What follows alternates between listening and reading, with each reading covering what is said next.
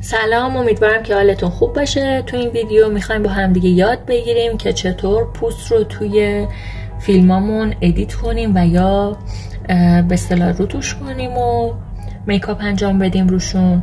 این ویدیو اولین ویدیوی طولانی ما تو یوتیوبه و ما رو به خاطر تجهیزات پایینمون ببخشید. امیدوارم که در آینده نزدیک بهتر بشه.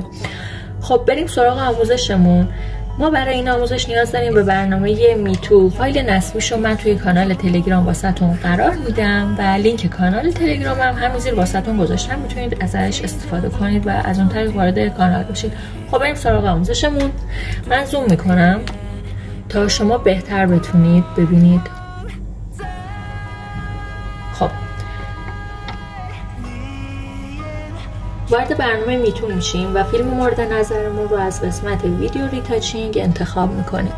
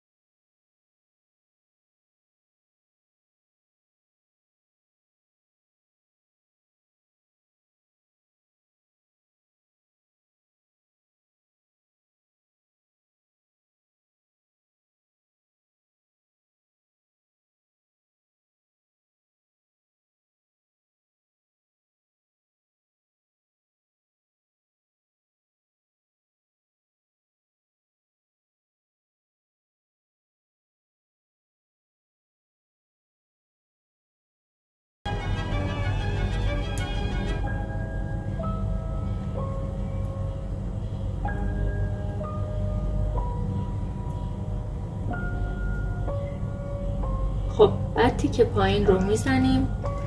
تا الان میتونید قبل و بعد فیلم رو ببینید.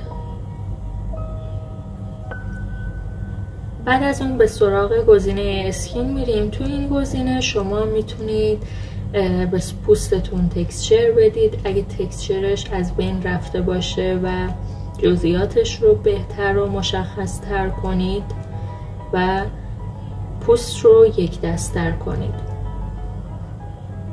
این کاری که انجام دادیم و بعد به قسمت اسموت میریم.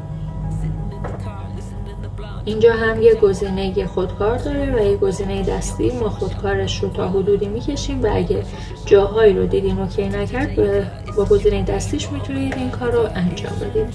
من تا این حد برام اوکیه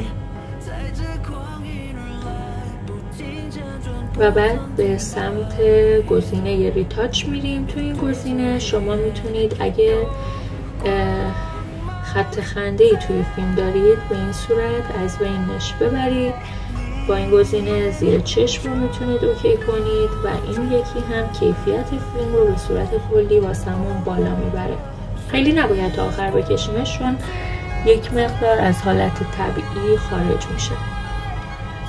خب از این گزینه هم میتونید هر میکاپی که دلتون میخواد. گزینه اولش به صورت خودکار هستن و شما میتونید انتخاب کنید و بقیهشون دستیه. این گزینه میتونید سایه برای چشمتون انتخاب کنید، هر سایه‌ای که حالا دلتون میخواد. بعدی رژ لب هستش که هر رنگی که دوست داشته باشین میتونید انتخاب کنید. یکم باید صبر کنید تا دانلود بشن. هر کدومی که دوست داشته باشین میتونید از بین اینا انتخاب کنید، ببینید کدوم به مدلتون میخوره. نت من خاموشه بچه‌ها، به خاطر همین عمل نکرد. خب الان اوکی شد. خب به این صورت میتونید کم و زیاد کنید رنگش رو، این بهتر بود. بعدی هم ابرو هست و این هم کانتور صورت هست. اینا هم که مربوط به رژ گونه. اینجا هم میتونید ککمک به پوستش اضافه کنید که من نمیخوام الان.